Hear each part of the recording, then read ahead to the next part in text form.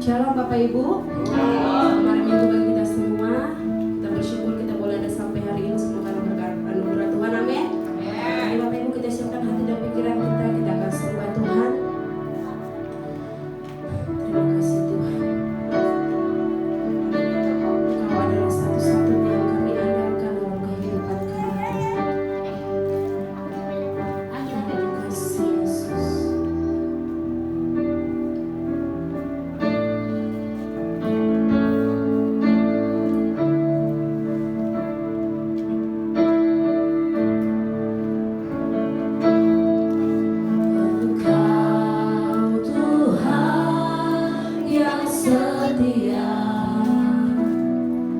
Waktumu selalu yang terbaik. Engkau Tuhan sandaranku, dan ku hanya akan berharap padamu.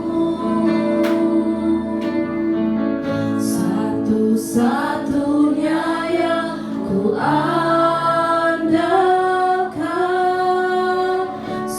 satu-satunya yang ku percaya. Engkau sumber kekuatan,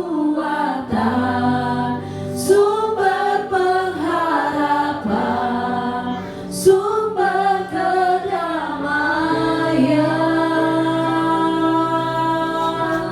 Satu-satunya yang ku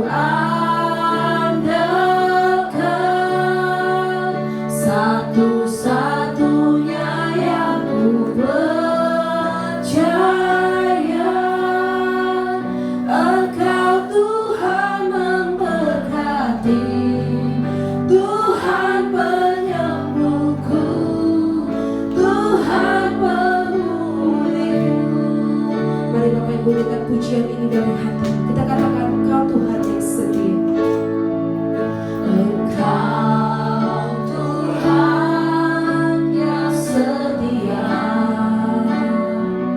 Waktumu selalu yang terbaik. Engkau Tuhan sandaranku, dan ku hanya akan berharap padamu. Katakan satu-satunya, satu-satunya yang ku satu-satunya yang ku percaya. Engkau sumber kekuatan, sumber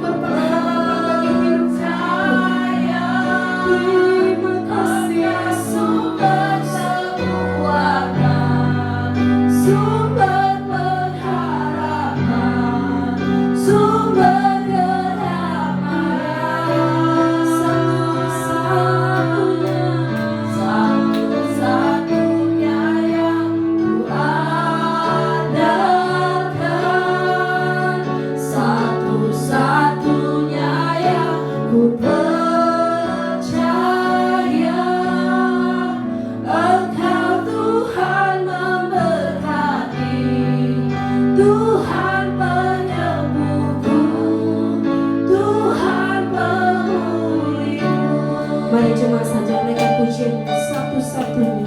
Satu-satunya yang kuandalkan. Terima kasih Tuhan. Satu-satunya yang Terima kasih buat Tuhan Tuhan. Engkau sumber kekuatan, Amin Tuhan. sumber pengharapan, sumber kedamaian. Satu-satunya yang kuandalkan.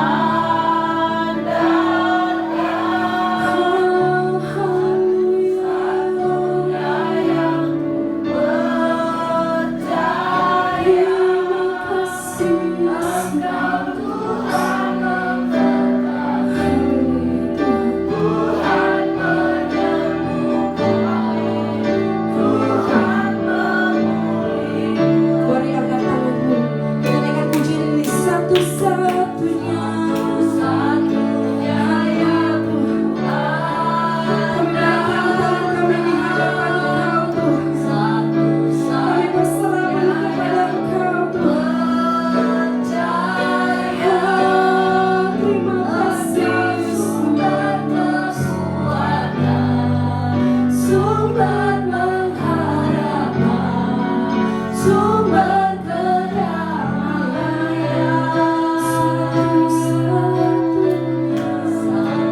Satu-satunya yang kuandalkan. pengakuan kami di hadapan Engkau Tuhan ini.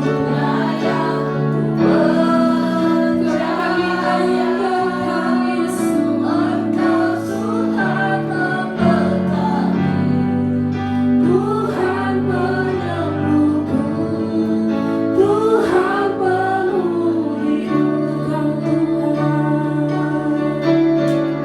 Engkau Tuhan memberkati, Tuhan penyembuhku,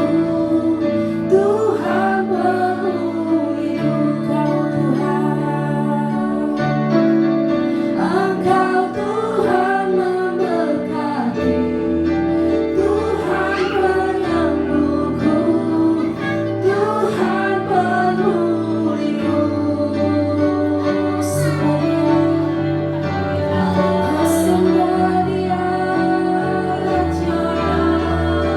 Hari ini Bapak Ibu naikkan pujian dan sembah kepada Tuhan. Naikkan syukur kepada Tuhan pagi hari ini. Terima kasih Yesus. Terima kasih Yesus. Haleluya.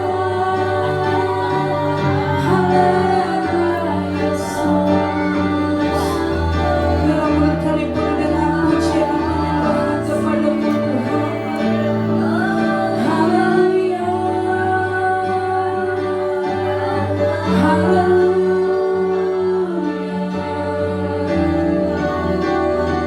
Yesus terima kasih Tuhan. Terima kasih Yesus. Kami percaya Tuhan, kami hadir sekali ini Tuhan, memperoleh kemenangan daripada Engkau Tuhan. Kami percaya kuasa-Mu bekerja di atas kami Tuhan. Yesus Tuhan, kami bersyukur, kami bersyukur.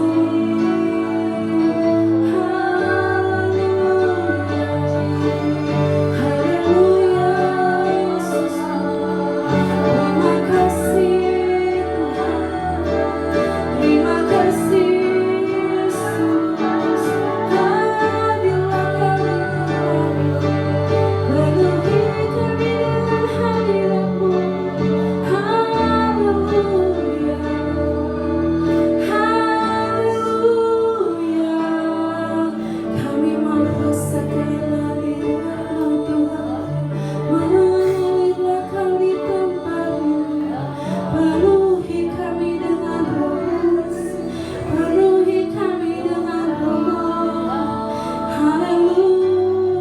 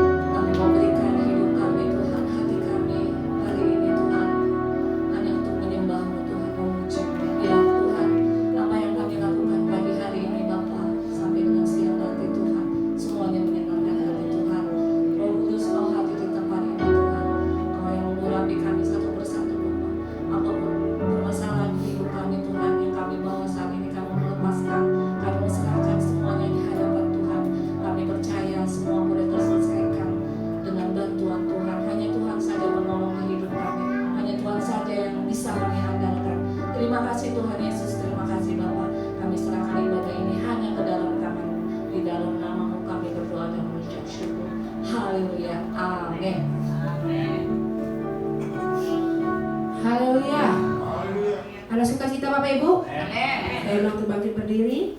Boleh salam kiri kanan katakan Tuhan Yesus baik.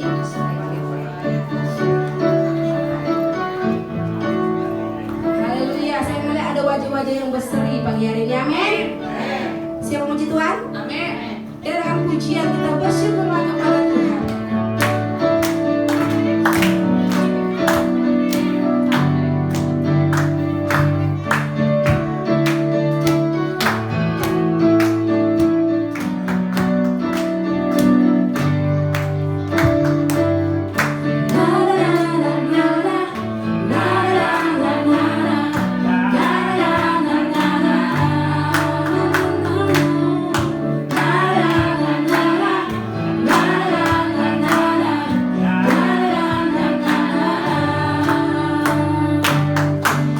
Haleluya, ku memuji-Mu Tuhan, karena kasih-Mu tak berkesudahan.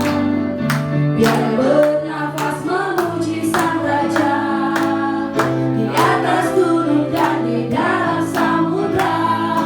Tanganku ku angkat padamu, mensyukuri rahmat yang Kau beri. Kakiku melompat darimu, sebab rahmat-Mu baru setiap pagi. Bersyukurlah kepada Tuhan, sebab Dia baik, sebab Dia baik. Bahwasanya untuk selamanya, kasih setianya, kasih setianya. Bapak Ibu kelihatannya kayak pada lemas semua ya pagi hari ini. Udah sarapan Bapak Ibu? Sudah? Belum? Nanti pulang kerja kita sarapan ya. Makan siang. Mari kita kan mau menaikkan pujian kita kepada Tuhan yang besar. Amin Bapak Ibu. Walaupun hanya piano tidak menghilangkan sukacita kita. Amin. Mari kita katakan na na na na. Na na na na na na na na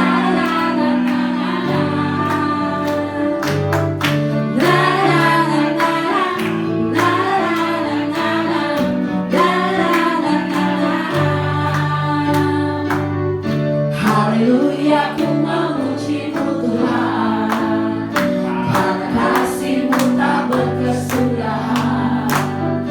Biar bernafas memuji Sang Raja, di atas gunung dan di dalam samudra. Tanganku ku angkat padamu, mensyukuri rahmat yang Kau beri. Kakiku melompat darimu, sebab rahmat-Mu baru setiap pagi. Bersyukurlah, bersyukurlah kepada Tuhan, sebab Dia baik, sebab Dia baik. Bahwasanya untuk selamanya, kasih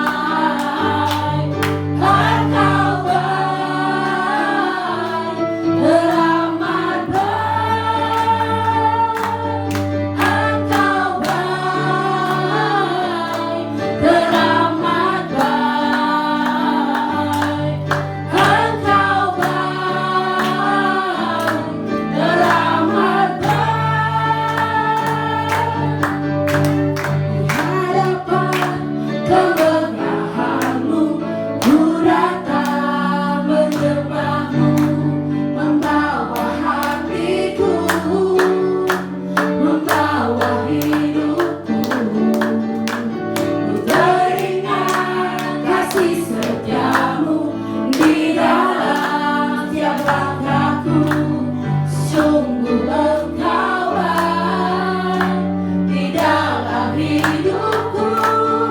Engkau baik, teramat baik.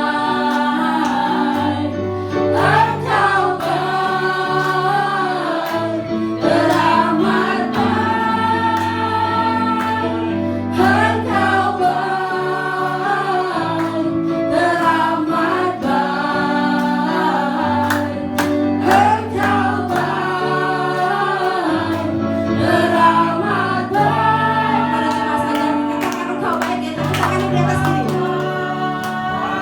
Amin.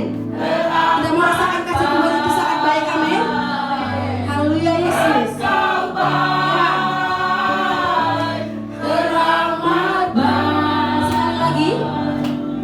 Engkau baik, teramat baik.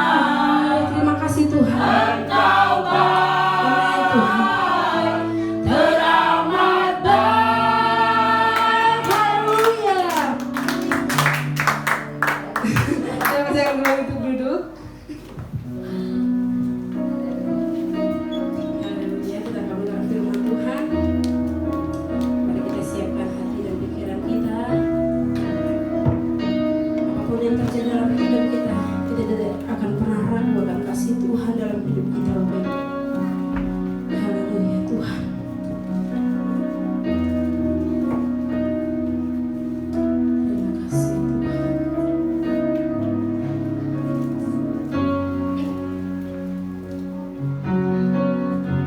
Apapun yang terjadi di dalam hidupku ini, tak pernah ku ragukan kasih-Mu Tuhan. Lewat gunung yang tinggi, dalam lembah yang curam, tak pernah ku ragukan janji-Mu Tuhan. Kau berfirman dan sembuhkanku. Kau bersabda dan selamatkanku. Tiada yang mustahil bagimu, Yesus, ku percaya padamu.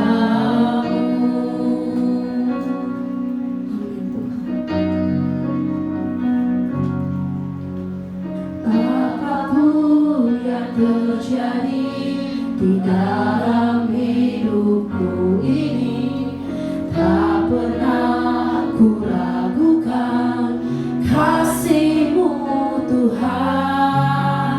Lewat gunung yang tinggi, dalam lembah yang curam, tak pernah ku ragukan janji-Mu Tuhan. Kau berfirman, sembuhkan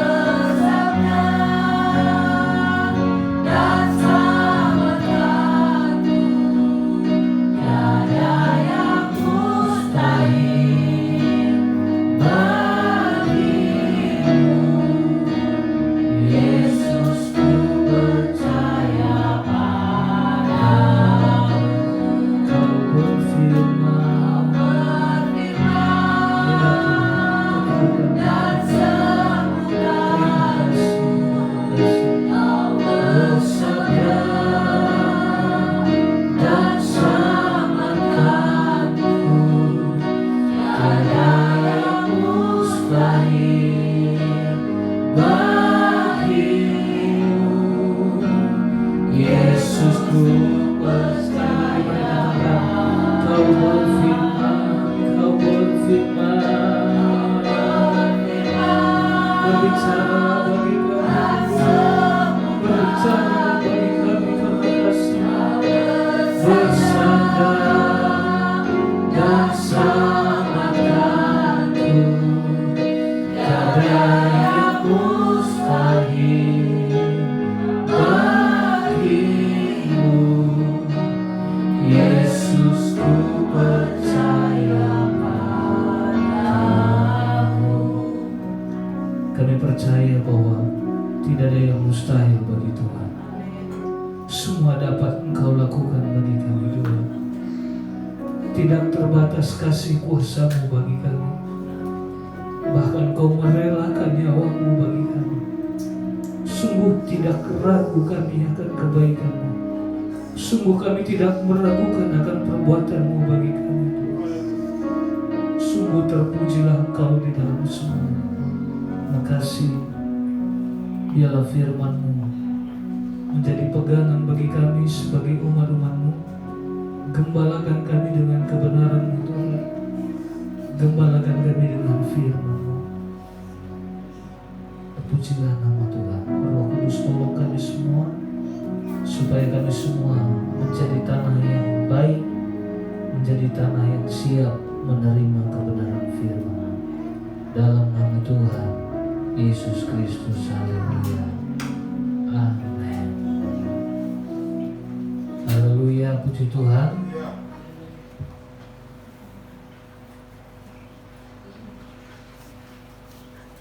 Agak sepi ya. Memang saya juga lagi mencari yang bisa bikin kelas musik. Cuma belum ketemu. Kita doakan supaya pelayanan kita juga terus diperlengkapi oleh Tuhan.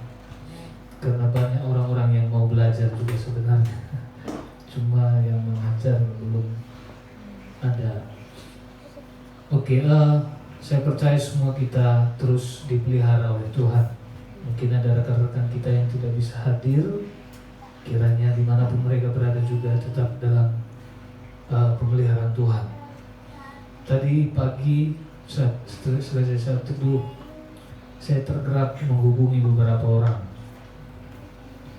Jadi saya coba tadi hubungi beberapa, dan salah satunya saya hubungi Indri, dia di Jepang.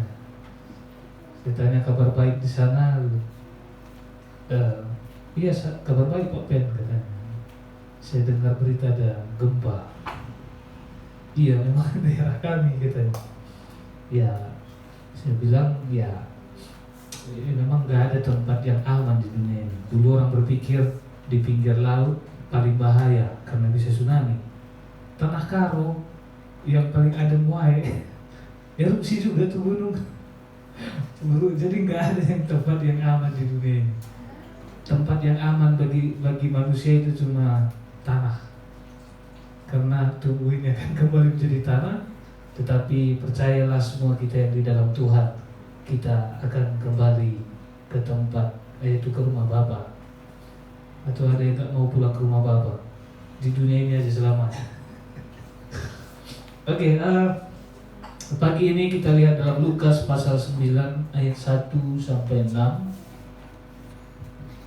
Ini satu peristiwa di mana saya mengingat ketika ya mungkin di setiap sekolah ya banyak teori yang disampaikan guru, tapi guru tidak akan merasa berhasil dia mengajar ketika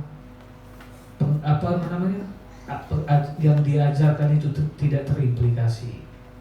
Makanya ketika kami pas wisuda sebelum selesai skripsi ada SKS lagi 8 SKS, tapi itu menentukan kalau 8 SKS itu nggak selesai dianggap gagal, nggak bisa wisuda.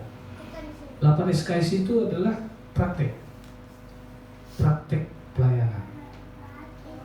Makanya Dalam peristiwa ini nanti kita bisa lihat bahwa ketika sebelum murid-murid diutus oleh Tuhan, ketika Yesus sedang memuridkan para rasul, mereka sebelum diutus, artinya sebelum Yesus naik ke surga dan pengutusan besar, rupanya mereka juga sudah Tuhan praktekkan terlebih dahulu.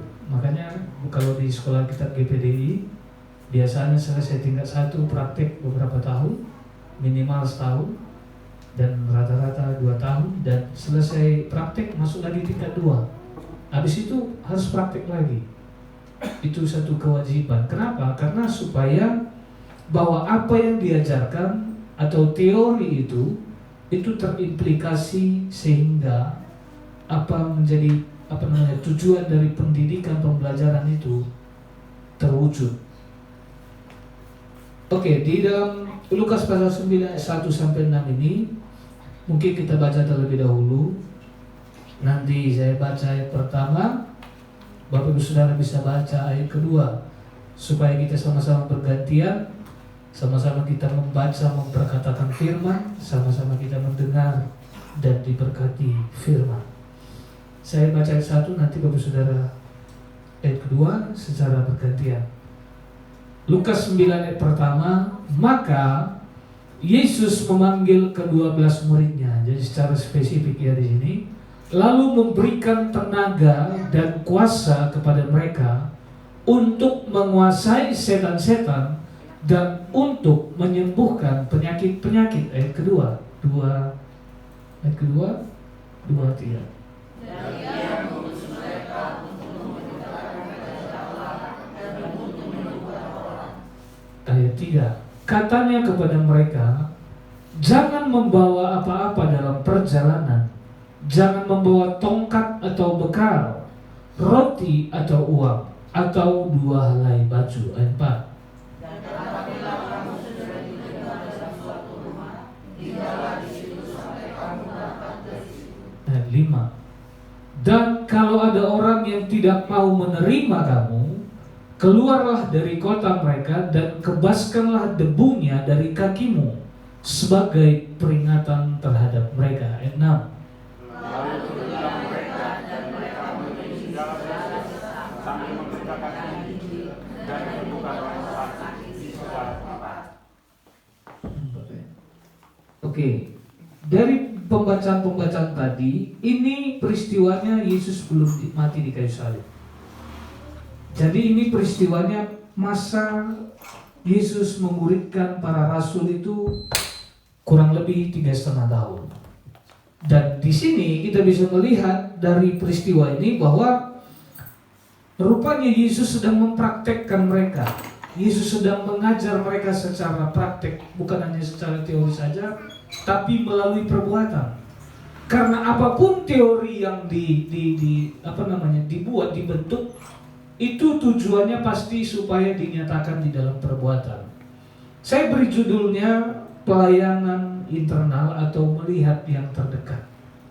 Karena sesudah Yesus mati dan bangkit dan sebelum naik ke surga, apa yang dia katakan? Pergilah ke segala bangsa. Tapi di sini ada satu hal yang spesifik.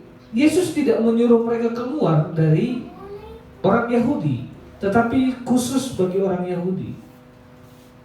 Jadi kenapa ketika saya renungkan, saya baca ayat-ayat ini, kenapa saya beri judul pelayanan internal?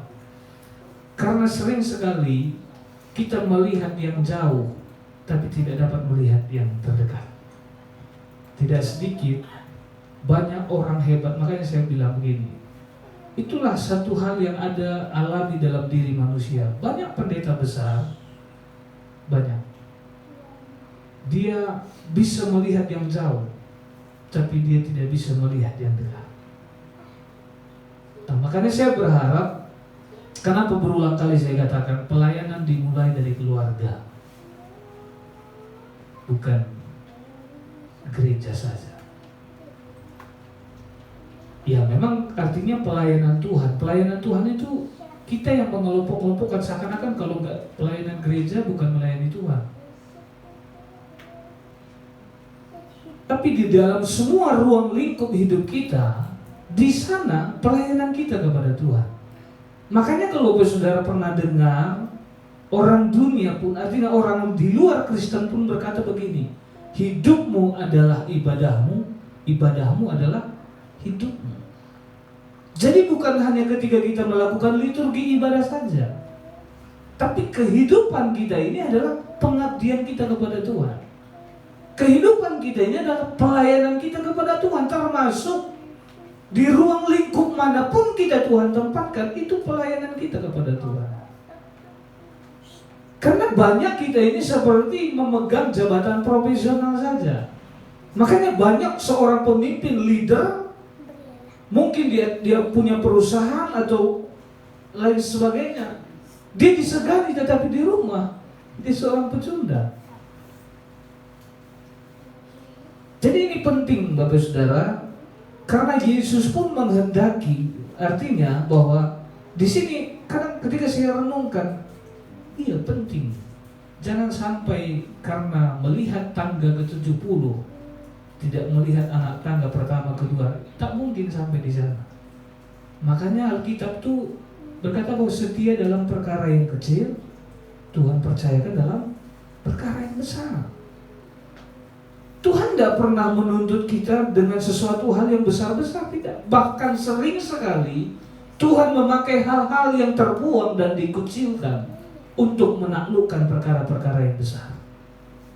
Tapi kita ini kan selalu terekspektasi, selalu sudah terdoktrin dalam dogma pikiran kita bahwa perkara-perkara besar itu adalah perkara-perkara yang selalu kita impi-impikan, dan itu menjadi tujuan kita. Padahal segala sesuatunya Tuhan ingin kita taklukkan.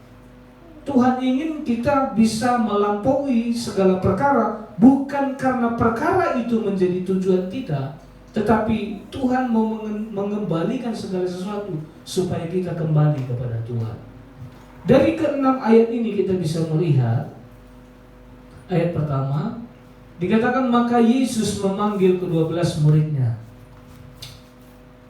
Makanya saya percaya orang-orang yang dikasihi Tuhan, dekat dengan Tuhan, selalu digembalakan oleh Tuhan, selalu mengerti kehendak Tuhan. Bapak Saudara, kalau saya tanya, Bapak Saudara mengerti kehendak Tuhan?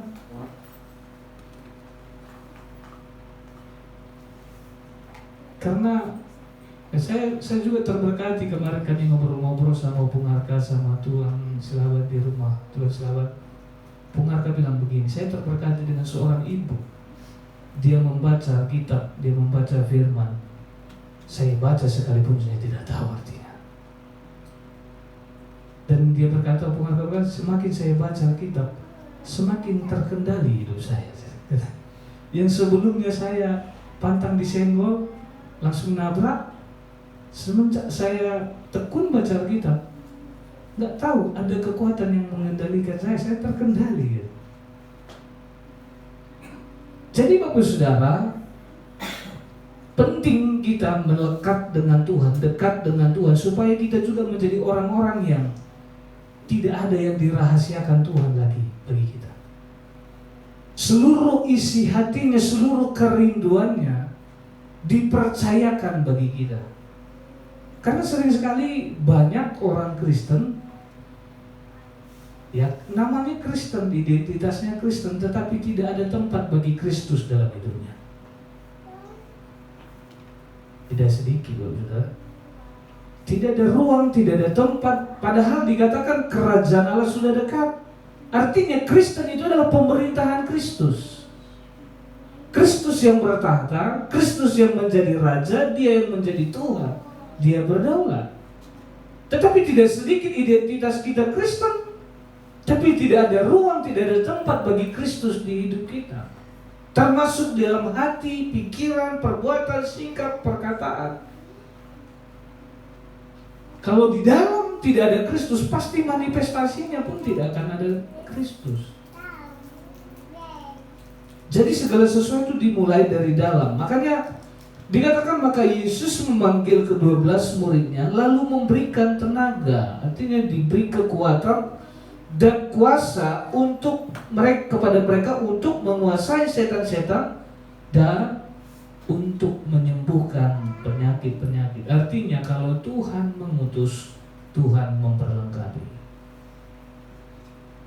Kalau dalam pelayanan banyak hal, kalau diceritakan tidak ada yang baik dari diri saya, tapi saya melihat bahwa kalau menceritakan tentang Tuhan, tak habis-habisnya perkataan yang bisa keluar dari mulut saya.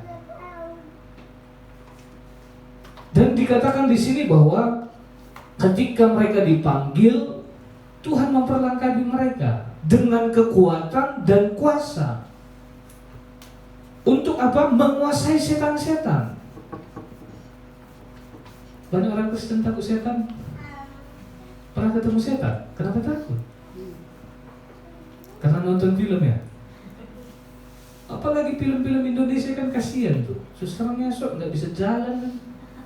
Mau bantu gendong, pocong lagi gitu, kasihan, bukakan dulu tuh talinya. Jadi setan-setan di Indonesia kan sakit semua. Tapi takut, padahal nggak pernah ketemu. Tapi yang dimaksud di sini kuasa, kekuatan dan kuasa untuk menguasai setan-setan, karena dunia ini sudah dikuasai oleh kerajaan kegelapan. Oleh sebab itu, para rasul dipanggil, gereja dipanggil, dan Tuhan perlengkapi. Makanya dikatakan kemarin di Puma dikatakan menjadi garam dan terang dunia. Artinya, di mana ada terang, gelap itu akan berlalu. Di mana ada pemerintahan Allah, di sana kerajaan iblis pasti dihancurkan. Kalau di dalam keluargamu ada kerajaan Allah terjadi, terwujud, di sana kerajaan si jahat akan dihancurkan. Di mana kerajaan Allah dinyatakan, di sana kerajaan kegelapan, kerajaan si jahat pasti dihancurkan. Itu perkataan firman. Makanya dikatakan bahwa ketika dikatakan bahwa keturunan ular akan mematuk tumit daripada keturunan Hawa, tapi kepala keturunan ular itu akan dihancurkan kepalanya. Artinya kuasa iblis dipatahkan dan dikalahkan oleh kuasa yang datangnya dari Allah.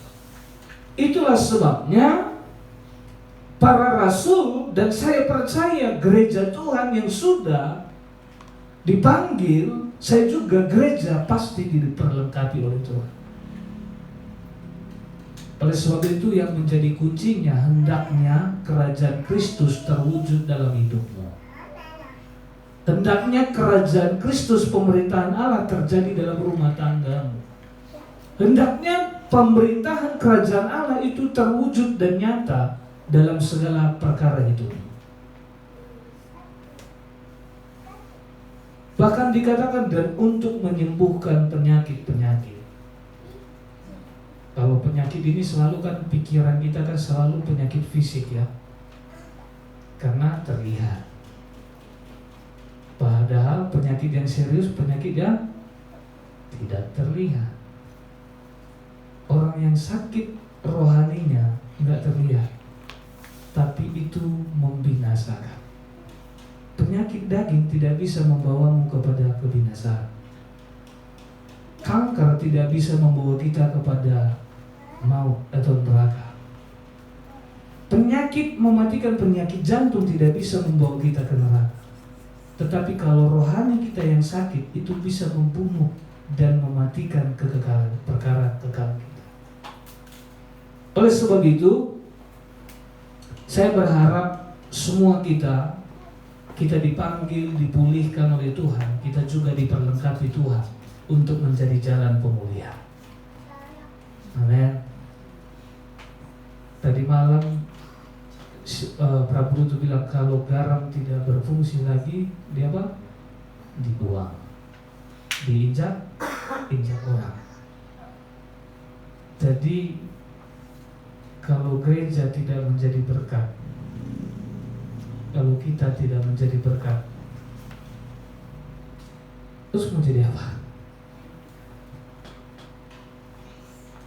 Jangan bangga kita rutin ke gereja, Tapi kalau tidak nyata kehendak Tuhan dalam hidup kita, ini PR bagi Bapak Saudara dan bagi saya juga. Ini PR bagi kita semua. Kita sudah dipanggil, betul. Kita sudah ditebus, betul. Kita sudah diselamatkan, betul. Tapi apakah kerajaan atau pemerintahan Allah itu terwujud dan nyata di dalam kita? Kalau terwujud dan nyata, saya percaya hidup kita penuh dengan perlengkapan-perlengkapan surgawi. Tapi kenapa hidup kita kosong dalam perlengkapan ilahi? Karena bukan Allah yang memerintah dalam hidup kita. Siapa? Diri kita sendiri. Terjadilah kesusahan sendiri, mati, bunuh diri. Jadi mari Bapak Saudara, ini menjadi pesan bagi kita semua. Karena Tuhan pulihkan dari dalam, supaya kita juga bisa menjadi jalan pemulihan untuk keluar. Ayat kedua, dan dikatakan sesudah mereka diperlengkapi, dan Ia mengutus mereka untuk memberitakan kerajaan Allah. Bagaimana mungkin kita bisa memberitakan Tuhan kalau kita tidak berjumpa dengan Tuhan? Bapak Saudara, kalau kemarin ketika ngobrol-ngobrol sama Opung Arka sama Tuhan itu, aku sangat banyak diberkati. Kenapa? Karena begini, karena khotbah, kalau Bapak Saudara berjumpa dengan Tuhan dengan khotbah saja, itu kan hanya apa yang Tuhan sampaikan dan menjadi perenungan bagi saya sampaikan kepada Bapak Saudara. Tapi kalau saya menegur Bapak Ibu Saudara pasti tersinggung. Bapak pendeta pun banyak ya ininya. Iya betul. Karena satu-satunya yang menegur kita dan gak mungkin kita sakit hati itu hanya firman. Makanya dikatakan bahwa segala tulisan yang diilhamkan Allah berguna untuk mengajar. Kalau orang yang ngajar kita pengennya jadi guru, betul? Apalagi yang udah tua di sini, orang tua. Nggak susah untuk dimuridkan karena merasa sudah cocoknya jadi guru.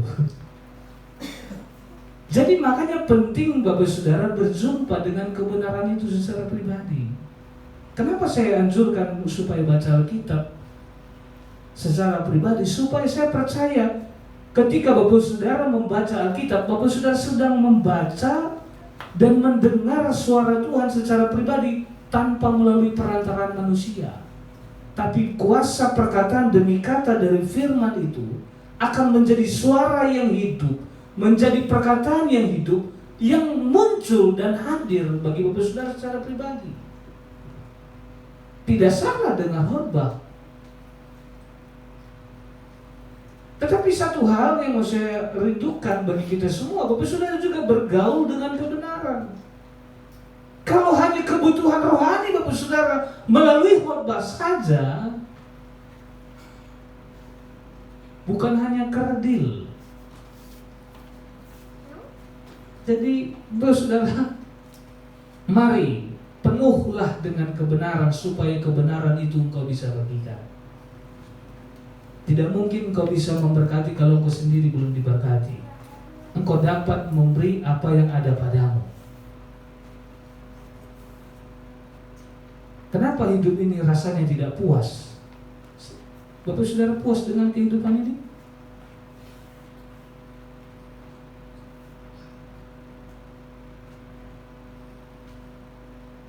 Dunia ini tidak akan pernah memuaskan kita. Lagi, dan lagi. Hanya satu yang dapat memuaskan kita, yaitu hanya Yesus saja.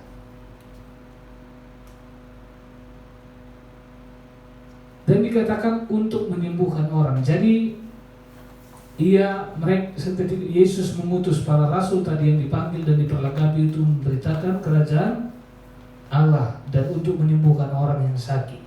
Jadi artinya, Bapak Saudara, makanya saya berkata begini, apa yang ada di hidup kita pasti itu yang menjadi berita kita. Apa yang ada padamu pasti itu yang menjadi ucapan dan perkataan. Makanya apa yang dari hati itu keluar dari perkataan dan tindakan. Kenapa dikatakan memberitakan kerajaan Allah? Kenapa dikatakan perkataan? Karena apa? Memberitakan Tuhan. Karena para rasul bukan Tuhan, jadi berita hidup mereka adalah berita tentang Tuhan. Makanya kalau manusia cerita tentang hidupnya, menjenuhkan nggak? Menjenuhkan. Jadi saya berharap Bapak Saudara bisa membawa pesan-pesan berita tentang Tuhan, berita kerajaan Allah dimanapun Bapak Saudara berada. Terlebih yang paling utama dalam keluarga. Ayat 3 dikatakan, katanya kepada mereka, jangan membawa apa-apa dalam perjalanan, jangan membawa tongkat atau bekal, roti atau uang, atau 2 helai baju. Beberapa waktu lalu, mungkin tolong tampilkan dulu ini dalam 1 Korintus 2 ayat 1 sampai 2. Saya ingat ini waktu ibadah Jumat, ibadah keluarga Pak John sampaikan. Saya coba kutip ayat itu dalam 1 Korintus 2 ayat 1 dan 2. 1 Korintus 2 ayat 1 dan 2. Mungkin saudara pernah dengar peristiwa Yohanes dan Petrus ketika mereka masuk ke bait Allah. Ada seorang pengemis yang lumpuh. Ada seorang pengemis yang kalau di situ dikatakan duduk lumpuh, tapi kalau dari sejarah dikatakan dia juga buta. Dan dia pengemis lumpuh dan buta, dan dikatakan dia mengemis, tapi Petrus dan Yohanes berkata, emas dan perak tidak ada padamu, tetapi apa dikatakan, demi nama Yesus orang Nazaret itu bangkit dan berjalan. Jadi di situ kita bisa lihat bahwa Petrus dan Yohanes tidak punya kekayaan sebenarnya, tidak punya harta.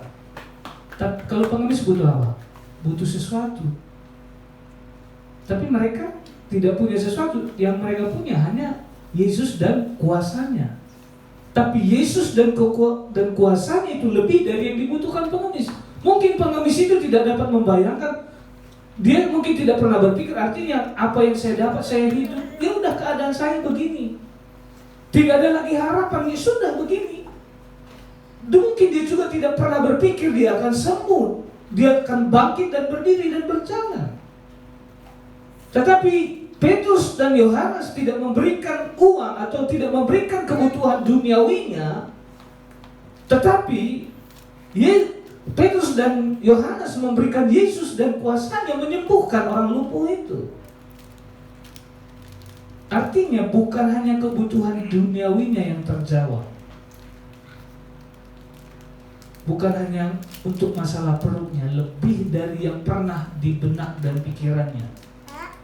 Mungkin dia tidak pernah membayangkan waktu atau momen itu dia bisa terima pada waktu itu. Makanya penting, semua orang butuh Yesus dan kuasanya, Bapak Saudara. Kalau Bapak Saudara buka mata di sekitar Bapak Saudara, banyak orang mencari tapi tidak menemukan. Agama tidak pernah membawa seseorang menemukan Allah, tapi agama berupaya untuk mencari Allah. Makanya Kristen itu bukan agama, karena Allah yang datang dan hadir mencari umatnya. Bukan kita yang mencari dia, tapi dia yang datang mencari kita. Dan berbahagialah kita, orang-orang yang sudah bertemu, artinya sudah ditemukan. Berkata, demikianlah pula ketika aku datang kepadamu. Paulus ini orang, Pak John sudah singgung juga bahwa dia bukan orang sembarangan. Dia orang berpendidikan, punya intelek, terhormat. Dikatakan, demikian pula ketika aku datang kepadamu saudara-saudara, aku tidak datang dengan kata-kata yang indah atau dengan hikmat untuk menyampaikan kesaksian Allah kepada kamu. Artinya, perjanjian lama, Taurat Musa itu sudah artinya luar kepala, dikuasai secara teori, secara materi teologianya itu cukup tinggi. Pemahaman kitab sucinya itu cukup tinggi. Bapak Saudara, kalau orang yang punya pemahaman kitab suci aja bisa nyasar, apalagi ya tidak. Berarti kadang-kadang kita berpikir orang biasa saja nyasar, apalagi. Makanya saya katakan orang yang ibadah saja golak, apalagi orang yang nggak beribadah, makin golak lah. Nah, jadi ayat kedua, sebab aku, artinya Paulus telah memutuskan untuk tidak mengetahui apa-apa di antara kamu selain apa? Selain apa? Yesus Kristus, yaitu Dia yang disalibkan. Apa yang paling kau inginkan dalam hidup ini, saudara? Kalau bukan Yesus, engkau gagal menjadi orang Kristen. Kalau ada hal yang lebih engkau harapkan, nantikan dan inginkan dan banggakan, idolakan selain daripada Yesus, engkau sedang menjelaskan kau gagal menjadi orang Kristen. Jadi mari, saya berharap, ya mungkin kita beberapa kali gagal, tapi mari mulai saat ini bersama Tuhan kita tidak akan gagal lagi. Kenapa kita masih ditegur, dinasihati? Kenapa kebenaran masih hadir? Berarti kita masih dicintai. Kita dicintai supaya kita tetap ada dalam keselamatan. Kembali ke Lukas tadi, Lukas 9 ayat 4. Coba lihat. Dan apabila kamu sudah diterima, artinya ketika mereka diutus, mereka pergi memberitakan kerajaan Allah. Dan apabila kamu sudah diterima dalam suatu rumah, tinggallah di situ sampai kamu berangkat dari situ. Kalau saya coba lihat dari ayat 4 ini, dikatakan dan apabila kamu sudah diterima, artinya kalau mereka diterima dalam suatu rumah, tinggallah di situ sampai kamu berangkat dari situ. Kalau saya pelajari, tolong lihat dalam Matius, ini sama peristiwanya, Matius 10 ayat 11-13. Kesimpulan dari ayat keempat ini saya melihat bahwa dikatakan sudah diterima, tinggallah di situ sampai kamu berangkat. Artinya dikatakan ketika mereka diterima, mereka tinggal di sana. Berarti orang ini adalah orang-orang yang layak. Dalam itu Matius 10 ayat 11-13. Berkata begini, apabila kamu masuk, ini peristiwanya sama. Apabila kamu masuk kota atau desa, carilah di situ seorang yang berarti kerajaan Allah juga punya standar. Kalau Pumuan punya ADR, rupanya kerajaan Allah juga punya pola. Dikatakan carilah di situ seorang, kalau saudara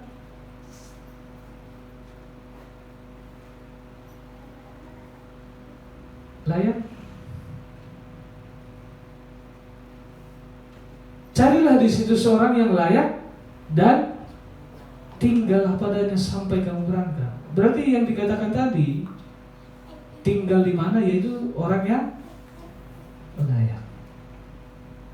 Ayat 12.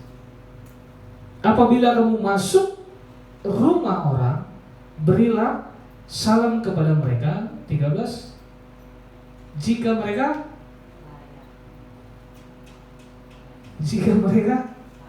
layak menerimanya, salammu itu turun ke atasnya. Jika tidak, salammu itu kembali kepadamu. Jadi Bapak Saudara, kita ditebus supaya kita bukan hanya diselamatkan, tapi kita terus disucikan dan dikuduskan. Proses penyucian, proses pengudusan itu enggak instan. Makanya pertobatan itu enggak, Bapak Saudara, ketika kita menerima Yesus, artinya kita bertobat, kita lahir baru. Tapi masih ada enggak? Masih jatuh lagi enggak? Jatuh lagi. Makanya pertobatan itu setiap hari. Selagi kita hidup, kita harus mengakui Yesus sebagai Tuhan dan Juru Selamat dalam hidup kita. Karena apa? Karena ketika kita ditebus rupanya, kita bisa jatuh lagi. Bahkan ketika kita merasa baik, merasa lebih benar, kita sedang berdosa. Jadi nilai standarnya yang layaknya apa? Hanya Yesus saja. Darahnya saja yang melayakkan kita, pengorbanannya saja yang melayakkan kita. Makanya Yesus berkata, kuduskanlah mereka dalam kebenaran. Makanya firman itulah yang menguduskan kita. Makanya kalau tidak ada firman di dalam kita, tidak ada yang menasihati kita, tidak ada yang menegur kita. Apa yang Roh Kudus mau ingatkan bagi kita? Diutusnya dulu Musa, diutusnya dulu Elia untuk menyampaikan bagi kita. Makanya dikatakan kebenaran itu ada di dalam hati kita. Ada waktunya nanti. Sekarang saudara dengar, sekarang semua di teknologi, betul? Akan tiba waktunya, sistem akan dikuasai, dan semua bisa terhapus, terhilang dalam sekejap mata. Makanya saya coba ini, saya bawa Alkitab cetak gitu. Tapi Alkitab cetak itu pun kalau tiba waktunya dilarang dan tidak bisa. Kan saya udah pergi ke daerah-daerah yang bisa punya Alkitab. Bukan karena nggak sanggup, tapi nggak bisa. Bagaimana? Terus apa kebenaran yang menuntun kita? Nunggu khotbah nggak bisa ibadah. Terus di mana kau bisa menemukan kebenaran? Jadi berbahagialah kalau saudara masih punya kesempatan untuk memenuhi kehidupan saudara dengan kebenaran. Mari ambil waktu. Kalau engkau mengasihi Tuhan, kalau Tuhan memerintah atas hidupmu, saya percaya ada ruang bagi Tuhan, ada ruang bagi Yesus, ada ruang bagi firman dalam kehidupan. Bapak saudara kalau lapar, diam nggak? Bapak saudara kalau lapar, diam? Ya makanlah.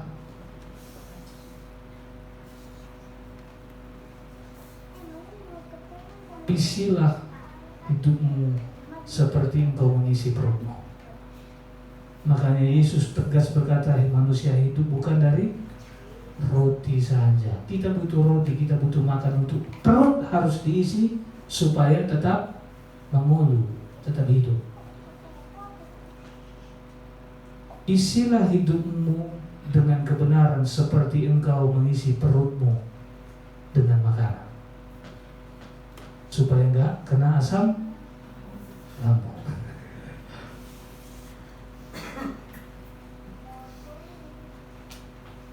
Ayat kelima dikatakan, dan kalau ada orang yang tidak mau menerima kamu, keluarlah dari kota mereka dan kebaskanlah debunya dari kakimu sebagai peringatan terhadap mereka. Jadi rupanya ada sebuah akibat dari penolakan. Artinya ketidaklayakan, ketika tidak layak, artinya ketika akibat penolakan itu ada. Matius 10 ayat 15 dikatakan begini, bahwa lebih buruk dari Sodom dan Gomora. Tahu Sodom dan Gomora? Atau nggak ada yang nggak pernah sekolah minggu di sini? Nah, di sekolah minggu, kakak-kakak tolonglah berarti anak-anak kasih tahu lah berita-berita kitab itu, supaya nanti ketika jadi opung-opung nggak lupa mereka. Kayak opung Arka kan? Sodom dan Gomora itu adalah kota yang ditunggang balikan. Artinya kota yang dipenuhi dengan di api dan belerang. Jadi artinya keadaan orang tanpa Tuhan itu lebih buruk dari keadaan hancurnya dunia. Saya ulangi, keadaan manusia tanpa Tuhan ketika kerajaan dia tidak ada dalam pemerintahan Allah, dia tidak ada dalam kerajaan Allah, kerajaan kegelapan itu lebih buruk dari kiamat. Ketika Bapak Saudara nanti menghadap, artinya ketika kita menghadap dan tidak ada di rumah Bapak, berarti di tempat lain, nggak tahu di selokan atau di mana lah itu, Artinya kalau tidak di rumah Bapa, artinya berarti udah di neraka lah itu ya. Neraka itu lebih buruk dari kiamat. Kiamat hanya membunuh tubuhmu, tapi neraka kematian kekal. Jadi makanya saya katakan kalau kita tahu betapa butuhnya kita keselamatan, saya percaya engkau tidak pernah mengabaikan Yesus dalam hidupmu.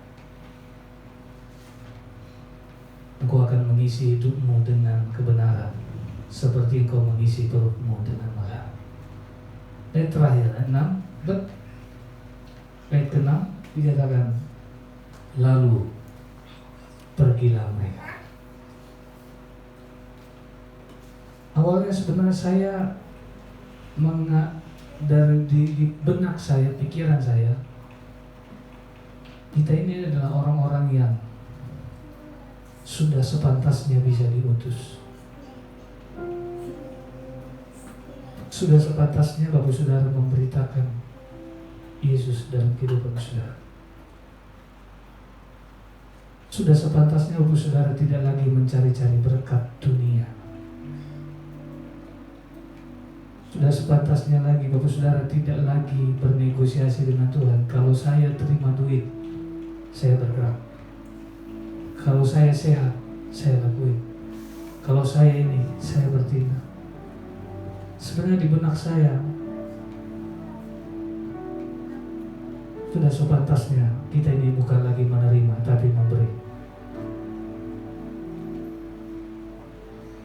Sudah sepantasnya kita tidak lagi menjadi pengemis, tapi kita pembagi-bagi berkat. Saya katakan kaya itu bukan soal materi, karena banyak orang kaya lebih buruk dari pengemis.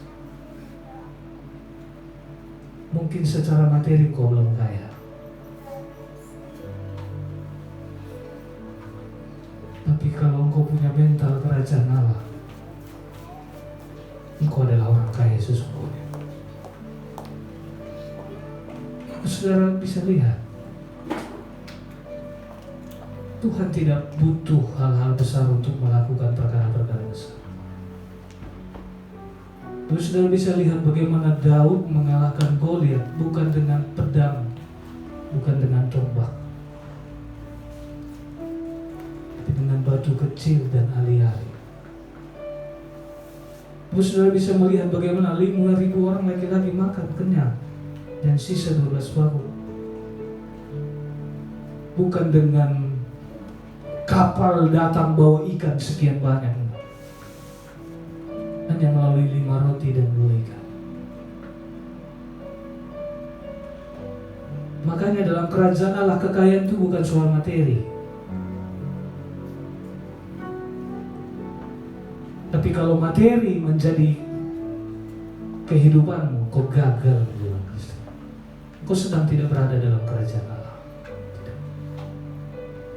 Saya percaya apapun yang ada padamu, kalau Tuhan bekerja di sana, kau akan menjadi garam dan terang dunia yang dinyatakan bahwa perbuatan-perbuatan Allah itu nyata melalui hidup. Hidupmu menjadi kesaksian, hidupmu menjadi berita dan menjadi pemberitaan bagi banyak orang. Jadi di ayat ke-6 tadi dikatakan bahwa pergilah mereka.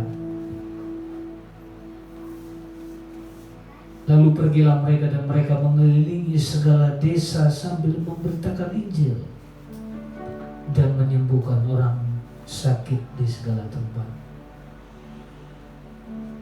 Kalau kita menjadi orang Kristen, artinya Kristus dan kehendaknya jadi di dalam kita. Saya berharap kita adalah orang-orang Kristen sejati.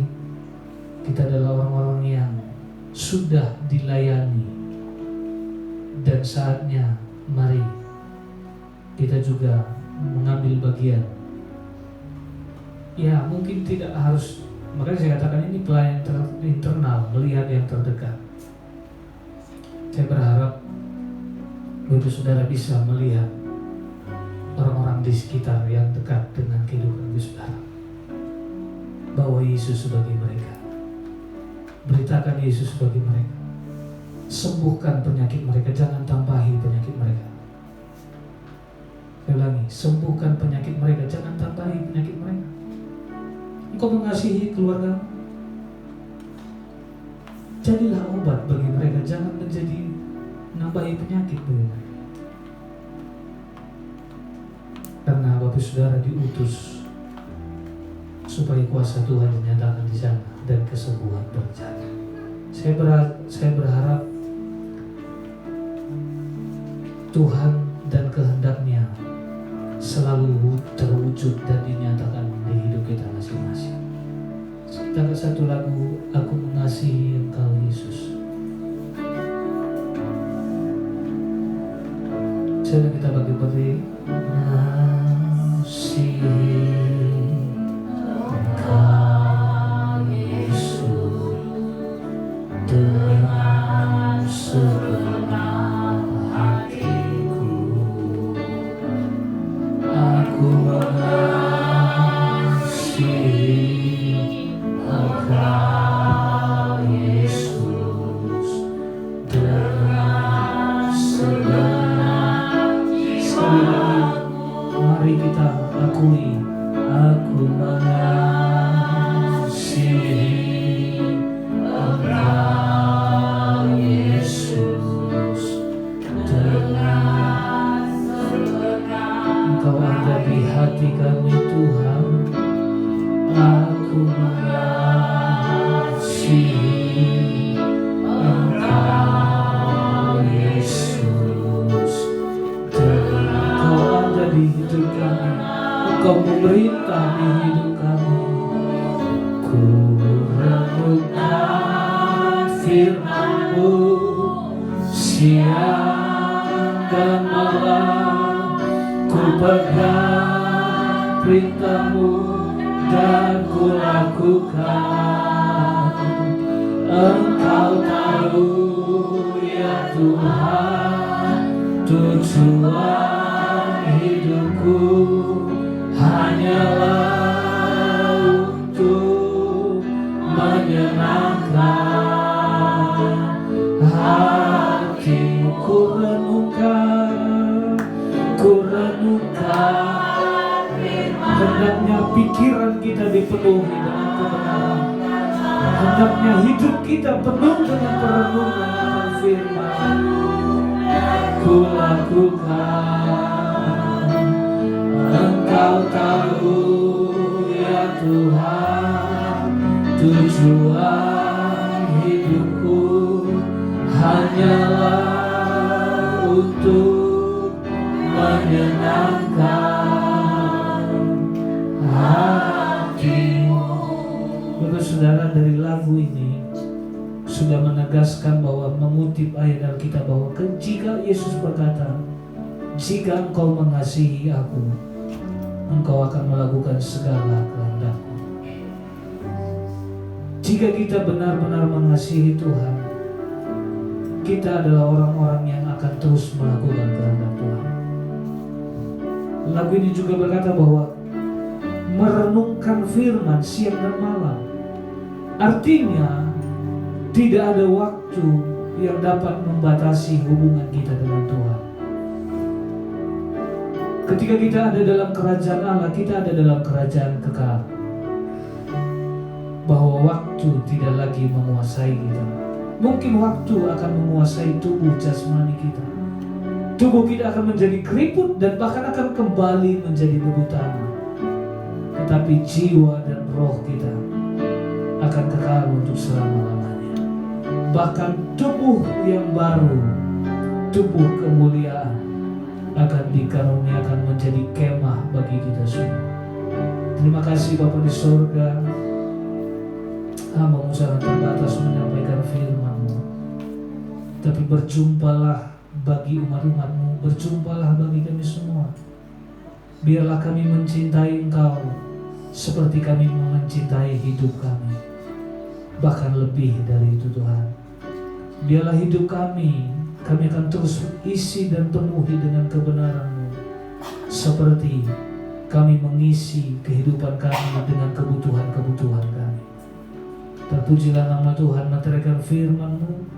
Hamba percaya segala intimidasi kuasa si jahat yang coba mengganggu kebenaran yang sudah diberitakan bagi hati dan pikiran jiwa kami, semua dipatahkan dalam nama Yesus. Tapi biarlah Engkau yang memberi pertumbuhan kebenaran itu di dalam kami semua. Meteraikan dengan Roh-Mu dan akan berbuah dan terus berbuah memuliakan nama Tuhan.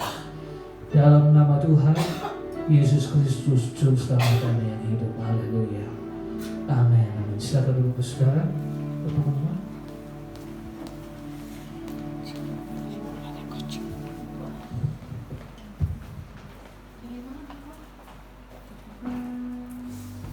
Baik, terima kasih buat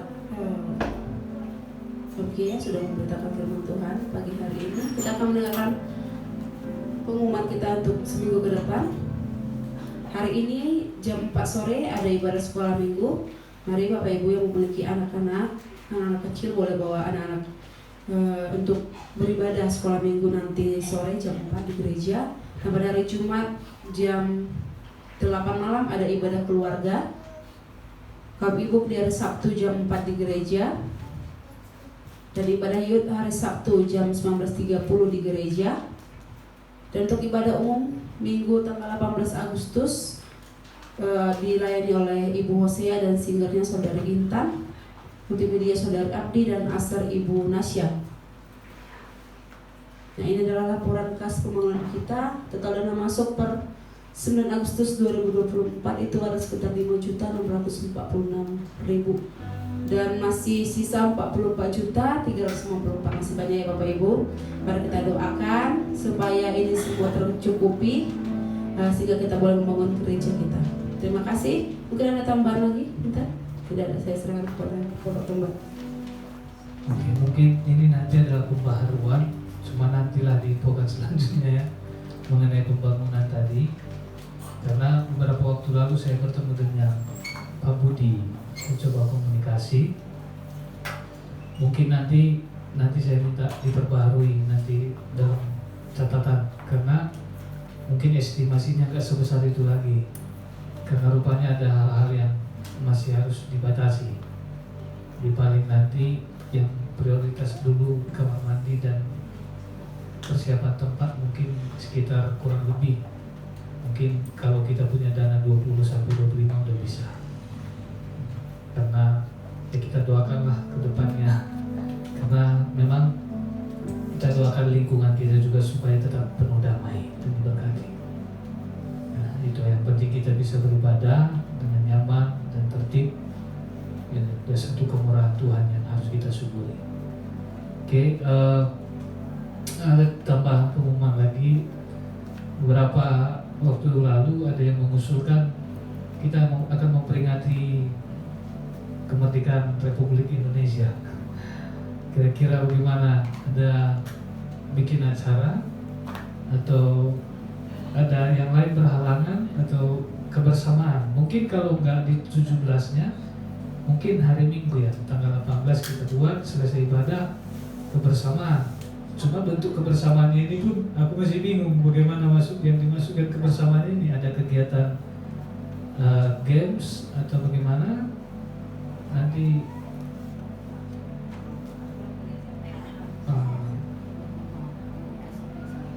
kalau pulang gereja, maksudnya ya itulah, kalau kan 17 biasa mungkin ada kegiatan di lingkungannya ya, mungkin hari Minggu nanti habis ibadah kita buat kebersamaan ya. Mungkin nanti saya coba tanya bagian kreativitas, tim kreatif. Kalau saya kan paling saya bilang nanti kita doa bersama sudah kan gitu. Cuma ada yang kreatif ini rasanya kurang abdol katanya. Nah, termasuk katanya tadi baju juga, kostum kalau bisa merah, kalau nggak merah putih gitu kan, baju merah atau baju putih katanya nuansanya. Jadi itu kan ide-ide. Jadi kalau saudara punya baju merah di rumah pakai baju merah, kalau punya baju putih pakai baju putih. Kalau punya baju yang tidak ada merah putih, Indonesia tetap merdeka. Oke, saya lagi semakin berdiri. Ya, kita syukuri bangsa negara kita sudah ditolong Tuhan dan akan terus ditolong Tuhan. Makasih.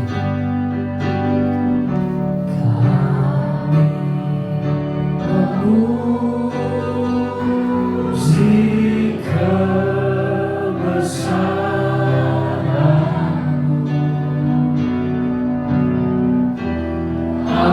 ajaib Tuhan, ajaib Tuhan.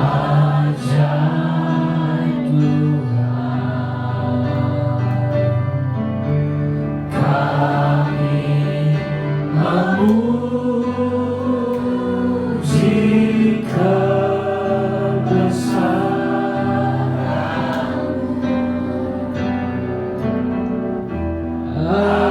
ajaib Tuhan,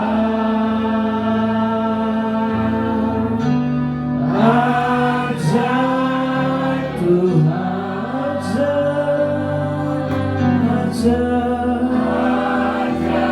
ajaib Tuhan,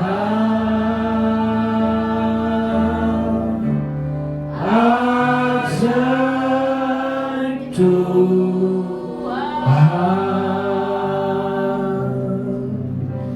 Haleluya. Kami bersyukur buat anugerah-Mu. Dari awal pertengahan hingga akhir ibadah kami, Tuhan sudah berkati. Kami percaya tidak ada yang luput dari antara kami. Semua kami adalah orang-orang yang dikasihi Tuhan. Biarlah kasih-Mu memenuhi kami, dan kasih itu mengalir melalui hidup kami. Berkati setiap para pelayan-Mu yang sudah mengambil bagian dalam pelayanan hari ini. Berkati mereka, jadikan mereka menjadi pelayan yang berkenan, pelayan yang mempermuliakan Tuhan. Bahkan semua kami yang hadir tanpa terkecuali, Tuhan tahu jalan hidup kami, semua yang kami hadapi, semua perjuangan, pergumulan yang kami hadapi. Kami percaya bersama dengan Tuhan, kami akan terus lebih dari pemenang. Tuhan yang akan terus menolong kami dalam semuanya. Berkati umat-umat-Mu, berkati hidup mereka secara pribadi, berkati rumah tangga keluarga mereka, bahkan ekonomi pekerjaan mereka. Semua Tuhan Kau tolong buka jalan dan buat berhasil. Bahkan hamba berdoa, bahkan bagi masa depan keturunan mereka, semua ditolong dan diberkati oleh Tuhan. Kiranya anugerah-Mu akan menggembirakan, membuat mereka semakin mengenal Tuhan. Mereka mengalami Engkau, mengalami perbuatan demi perbuatan-Mu yang tak habis-habisnya dalam hidup mereka. Kami juga berdoa bagi rekan-rekan kami yang tidak bisa hadir, dimanapun mereka berada. Tuhan juga lawat dengan anugerah-Mu. Jika ada di antara mereka yang sedang sakit, kami berdoa di dalam nama Yesus, seperti firman-Mu, biarlah kuasa-Mu dilepaskan dalam nama Yesus. Engkau sembuhkan mereka. Bila tangan-Mu yang berkuasa, yang hadir, Engkau tidak terbatas untuk melakukan perbuatan-Mu dalam hidup mereka. Bahkan jika ada di antara mereka yang sedang mengalami berbagai persoalan, Tuhan, Engkau tolong mereka beri jalan keluar, sehingga hidup mereka bergembira dan datang bersyukur kepada Tuhan. Kami juga berdoa jika di antara mereka yang mungkin sedang dalam berbagai kegiatan, Tuhan juga menolong dan memberkati mereka. Dan jika ada di antara mereka yang mulai hilang gairah, hilang kerinduan, Tuhan Roh Kudus bekerja, bangkitkan gairah kerinduan di hidup mereka, untuk mereka terus mencari Tuhan dan mereka bisa mengalami Engkau di hidup mereka.